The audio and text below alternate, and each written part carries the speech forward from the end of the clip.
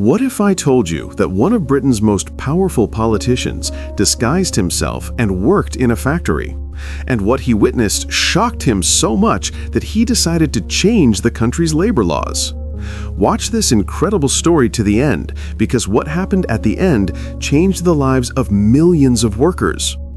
In Manchester's industrial district, on a cold January morning, the alarm went off at 4:30. But this wasn't an ordinary house. This was the home of Keir Starmer, leader of Britain's Labour Party. And that morning, he was about to begin an experiment no one could have imagined. Starmer looked in the mirror and didn't recognize himself. The stubble on his face, the artificial stains he'd applied to his hands, and most importantly, the determination in his eyes. "Today I'll learn the truth," he muttered to himself. His wife Victoria called from upstairs, "Keir, do you really have to do this? It's so risky." Starmer paused. "Victoria, if I want to understand what workers are going through, I need to be in their shoes. Reading reports isn't enough." 3 weeks earlier, a report he'd received at Westminster had deeply shaken him. 73% of British workers complained about working conditions, 45% didn't know their legal rights, and 38% reported psychological pressure from their employers. But numbers were one thing, real life was something completely different, and Starmer had made a radical decision to learn the truth. His team had opposed this idea. His special advisor, Michael Reynolds, had said, "Sir, this is too dangerous. If the media finds out, your career could be over." But Starmer was determined. "Michael, if we are afraid to see the truth, how can we make the right decisions?" Under the identity David Mitchell, he had applied for a job at Thornfield Textile Factory in Manchester. This factory had been specifically chosen. They'd received several complaints before, but none had been officially followed up. The information on his CV was completely fabricated. A 45-year-old divorced man with two children. Emma, 16, and Jack, 14, whom he saw once a week. His previous job was as an accounting assistant at a small company that had gone bankrupt. His work experience also suited factory work: machine operator, warehouse worker, packaging. Creating this identity hadn't been easy. Robert Chen, a former MI5 agent who was among his trusted friends, had prepared the fake identity documents for him. "Keir, I've done things as dangerous as this operation, but this is different. Because this time you're not facing criminals, but your own citizens," Robert had said. At 05:45, he stood at the factory gate. Around him, dozens of workers were entering with sleepy eyes. No one looked at him twice. This meant his plan was working. The air was freezing, and the workers' breath was coming out as vapor. Most wore old coats and carried cheap coffee in thermos or plastic cups. "Are you the new guy?" asked a middle-aged man who approached him. His name was Terry Hutchinson, and he'd been working at this factory for 15 years. He was a man whose face had aged prematurely, whose hands were calloused. There was fatigue in his eyes, but he was still friendly toward the newcomer. "Yes, David Mitchell," Starmer replied, deliberately making his voice rougher and imitating a northern accent. Terry laughed, but there was sadness in his laughter. "First day will be a bit tough, David, but you'll get used to it. We all get used to it. The bosses here are a bit, how should I put it, bully types. But do you need the job?" "I really do, Terry. I have 2 kids, paying child support." "I understand. I'm in the same situation. I have 2 kids, Katie and Tom. Katie's 17, Tom's 15. They're both smart kids, but with this salary, I can't give them much." These words struck Starmer's ears. He'd gotten his first clue before even starting work. The factory interior was gloomy, a large space with high ceilings lit by neon lights. The sound of machines was deafening. The air was filled with chemical smells and dust particles. Workers wore hats on their heads and masks over their mouths, but most masks were worn out and needed replacing. Factory manager Harrison Blackwood was surveying the workers while drinking frothy coffee. A 52-year-old man wearing an expensive suit, a Rolex watch, and who didn't tolerate any nonsense. His office was luxuriously furnished compared to the factory. Leather chairs, wooden desk, air conditioning. When he saw Starmer, he frowned and wrinkled his face as if smelling something bad. "Are you David Mitchell?" he asked without looking at the file. His voice was cold and distant. "Yes, sir." Harrison's eyebrows furrowed. "There's no sir here. Call me Harrison. Do you like work discipline?" "Of course." Harrison looked Starmer up and down as if examining merchandise. "Good, because there's no place for lazy people here. You'll get £12 an hour, no overtime because we don't have the budget, sick leave only with a doctor's report, and the report has to be from a private hospital. We don't accept NHS reports because they can be fake. Do you accept?" Starmer was internally shocked. £12? This was below the legal minimum wage. The minimum wage was £10.42 per hour, but a living wage should be at least £12.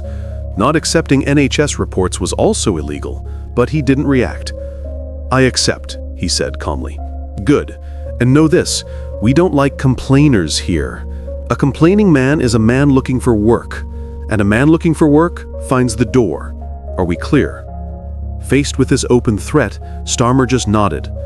On his first day, the task given to Starmer was simple but physically demanding: carrying fabric rolls. Each roll weighed approximately 25 kilos, and he had to carry over 200 rolls per day. This meant a total weight of 5 tons. His back started aching within the first hour. A young worker beside him, Mark Wilson, 28 years old, was trying to help him. Mark's story was heartbreaking. He was a university graduate, but had come to the factory when he couldn't find work. The job he'd started as temporary was entering its 3rd year. "The first week is the hardest," Mark said. "Then your body gets used to it. I took painkillers every evening the first week. But the bosses? Watch out for them." "What do you mean?" Mark looked around and lowered his voice. "Harrison and his team don't see us as human. They just see us as production machines. Last week, our coworker Jenny got sick. She had the flu. Her fever was 39 degrees. She even brought a doctor's report. But Harrison fired her. He said, 'We don't have time to be sick. If you have the flu, stay home, but don't get paid.'" This story made Starmer's blood run cold. "Isn't there a union here?" Mark laughed bitterly. "Union?" "Harrison fires anyone who hears the word union. Last year, a guy tried to form a union. The next day, he was fired without cause." Starmer was curious about Jenny's story. "What happened to Jenny after?" "She hasn't found work yet. She has 2 kids, raising them alone. Last I heard, she was trying to work as a supermarket cashier, but the pay there is very low too." This information was being recorded in Starmer's notebook, mentally, but he needed to learn more. Lunch break was only 30 minutes, and this included time for bathroom breaks. Workers ate cold sandwiches, and many skipped meals due to lack of money. There was no canteen in the factory, just a few vending machines, and prices there were twice the market rate.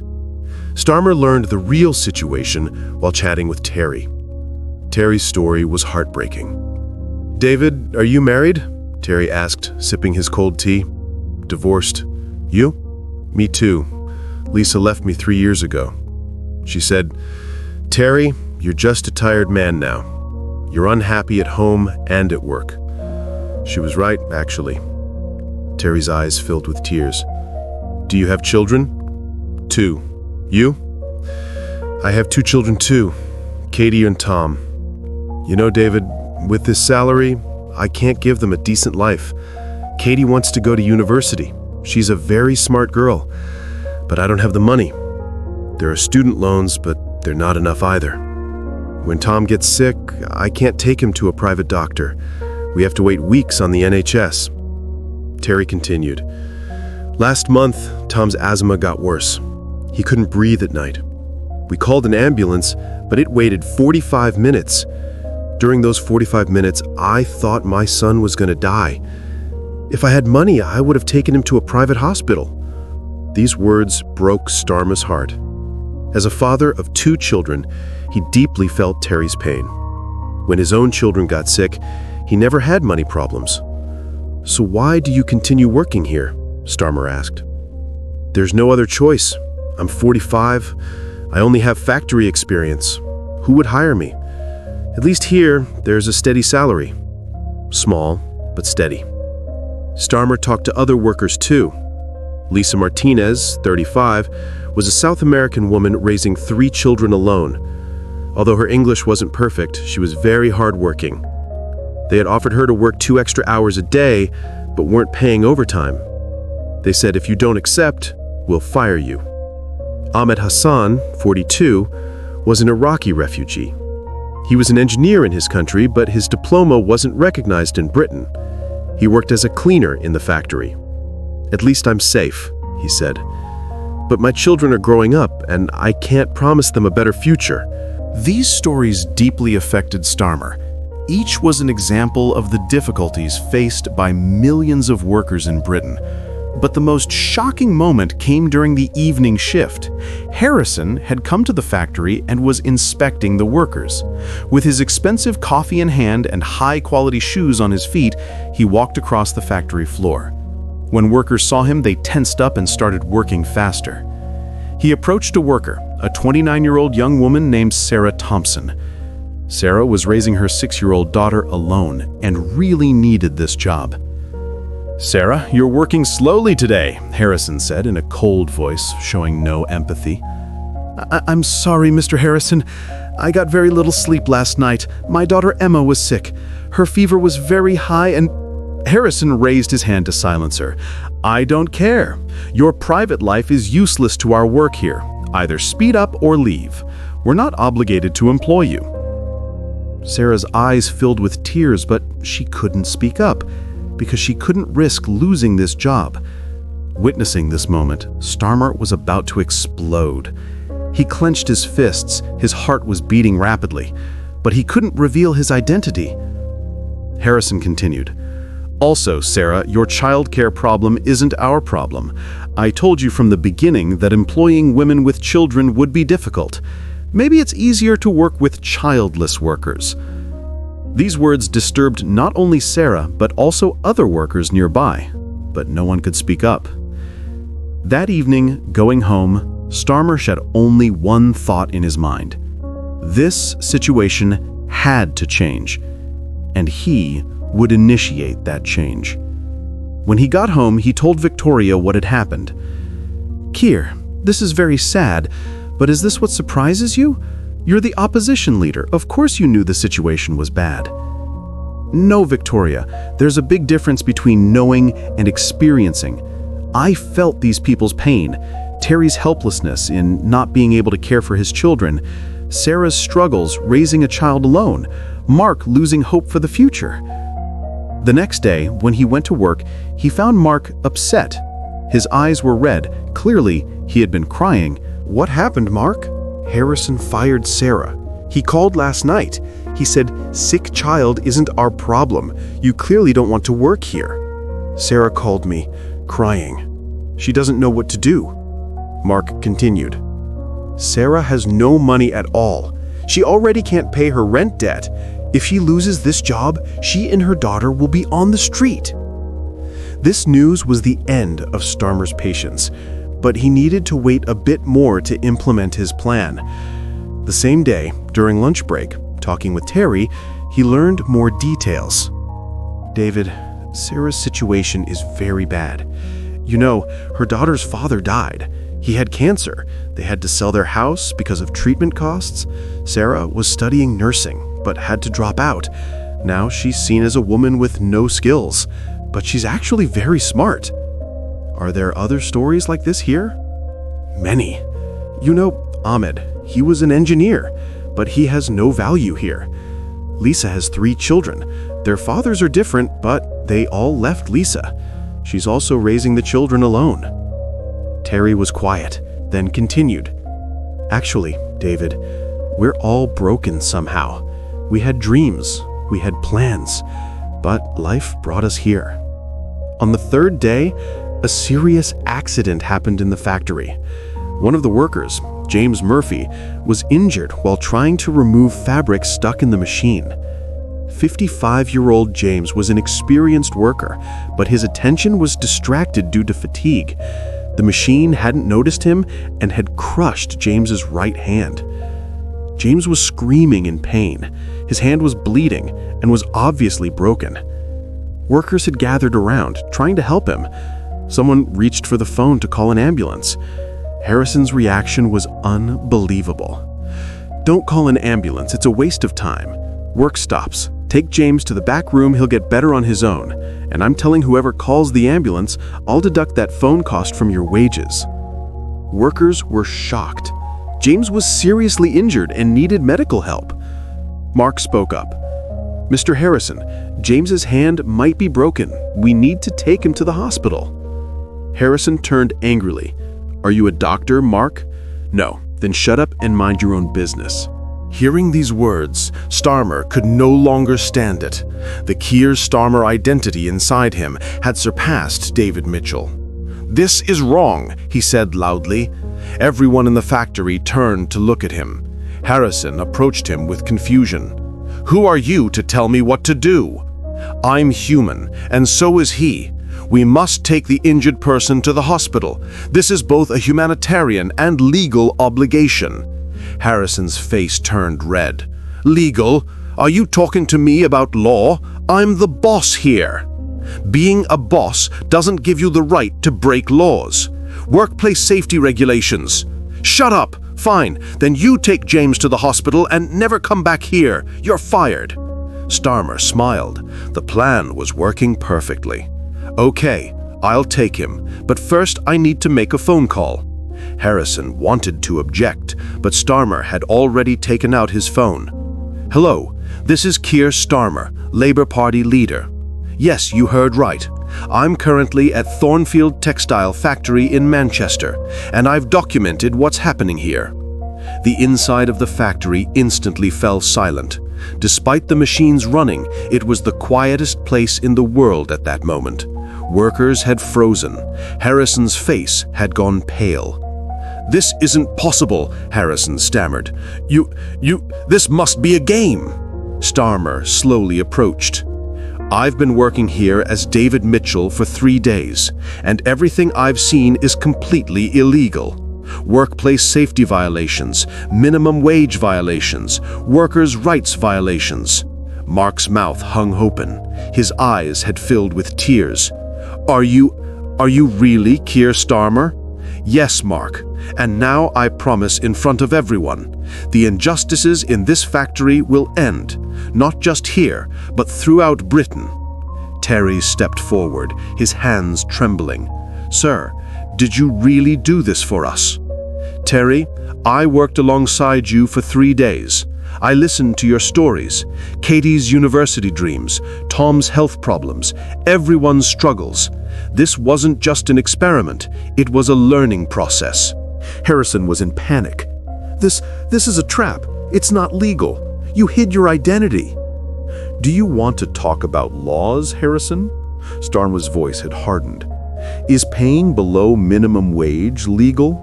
Is refusing sick leave legal?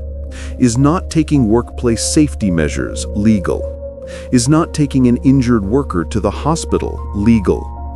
The workers in the factory began gathering around Starmer. Terry spoke with tears in his eyes. "Is it really you? Will you really help us? Because we're very tired, sir. Very tired."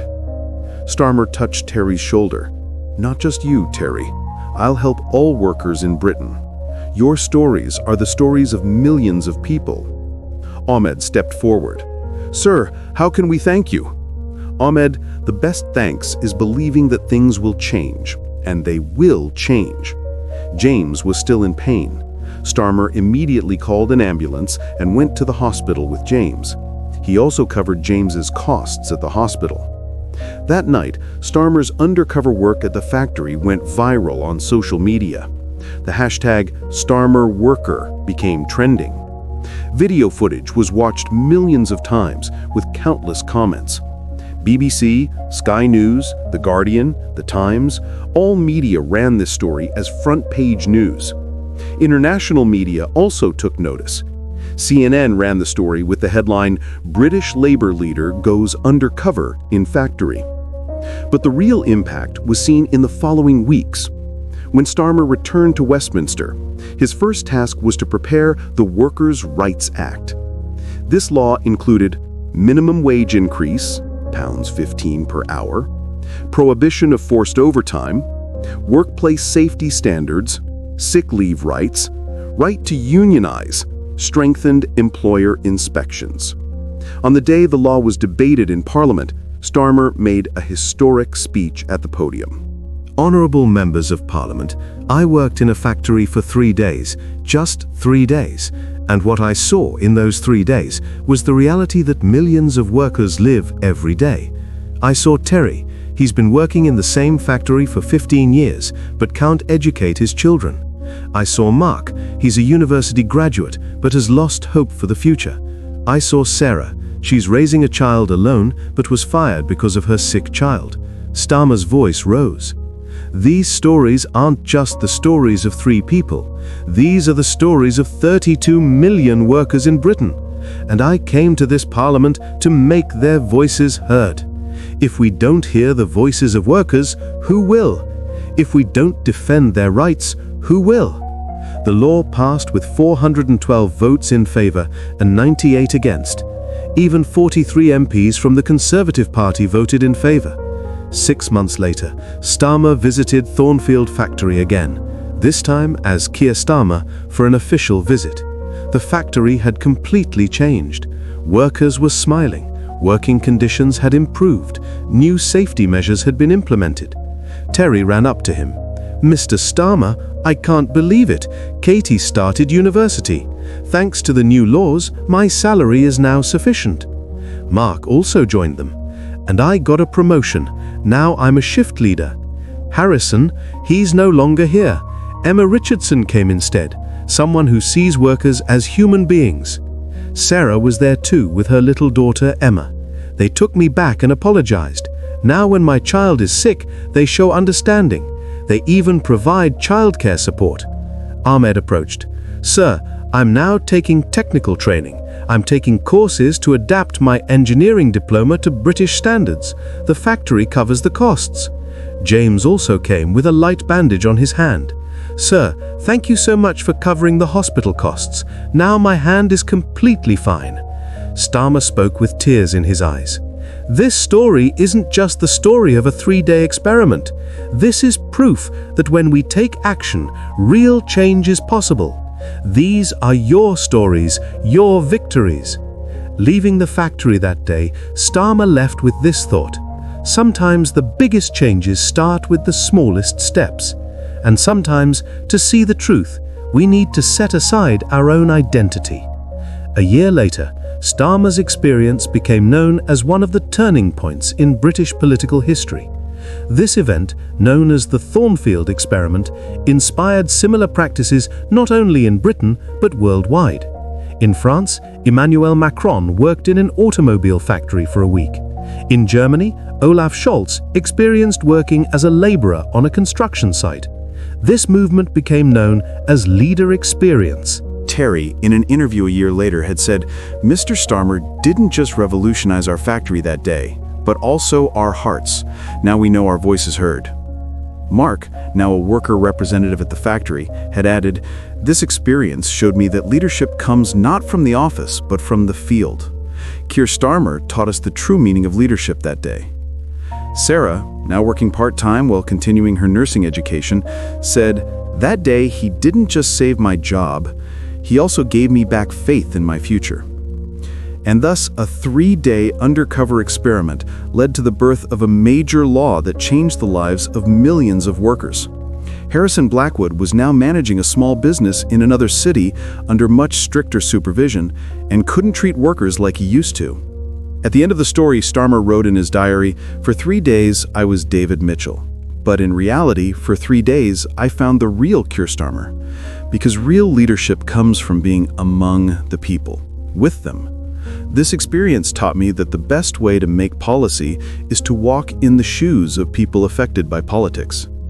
This story shows us that real leadership is done from the field, not from the office. Real change starts from below, not from above. And sometimes, to see the truth, we need to set aside our identity. Keir Starmer's courageous experiment not only changed Britain's working life, but also created a new model for how leaders worldwide should approach the public. And the stories of Terry, Mark, Sarah, Ahmed, and James gave hope to millions of workers. Your voice is heard, and change is possible.